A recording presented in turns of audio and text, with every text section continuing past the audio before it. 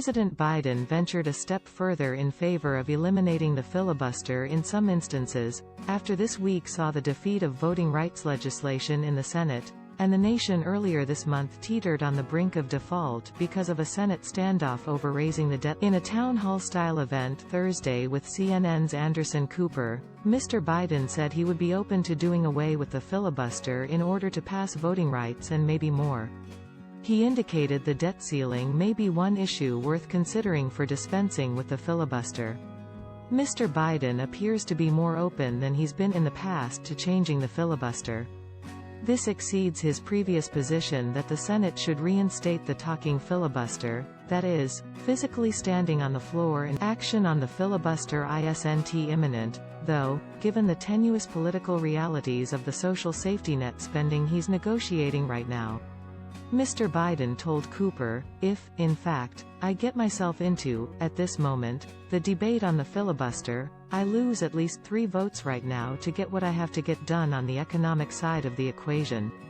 He said focusing on the American Rescue Plan, infrastructure and social spending bill had come at the expense of passing police reform and a voting rights law, and it was the greatest regret of his. The possibility of killing the filibuster is also unlikely to happen anytime soon, too, because it's not an idea that has the support of all the Democrats in the Senate. Asked whether he thought he was close to a deal on his social safety net legislation, the Build Back Better bill, Mr. Biden said, "I think so. I do think I will get a deal."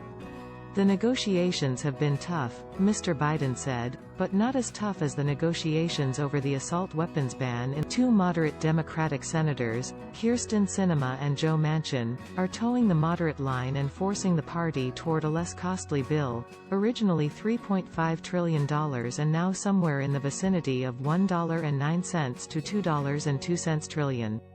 Mr. Biden outlined the line Sinema has drawn, calling her smart as the devil.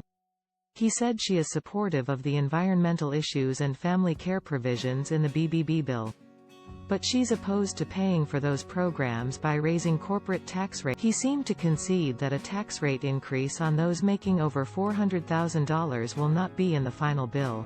Mr. Biden also said he does not support a Manchin-backed work requirement for the child tax credit extension. Federal paid leave has been trimmed, he noted, saying that the reason the proposal now calls for 4 weeks is because we couldn't get 12. Mr. Biden also conceded free community college will not be part of the reconciliation package, but there would likely be a $500 increase to Pell Grants. "It's a start," he said. "We are gonna get free community college in the next several years." Will dental, vision and hearing coverage be added to Medicare? That's a reach, Biden replied, likely to the chagrin of Senator Bernie Sanders, who is the biggest proponent of this provision.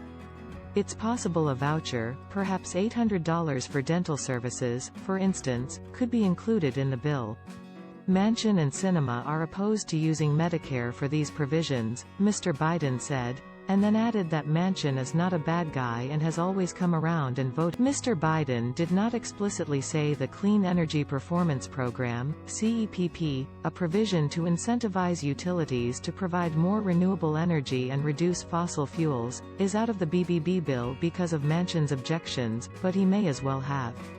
He has countered by proposing the $150 billion originally designated for CEPP be reallocated toward incentivizing purchases of solar panels, energy-efficient windows and batteries. With 50 Democrats in the Senate, Biden observed, "Everyone is a president." Despite the trims and cuts that are still being negotiated, the president called the BBB bill a bigger darn deal than the passage of Obamacare, which he infamously called a big F*****************.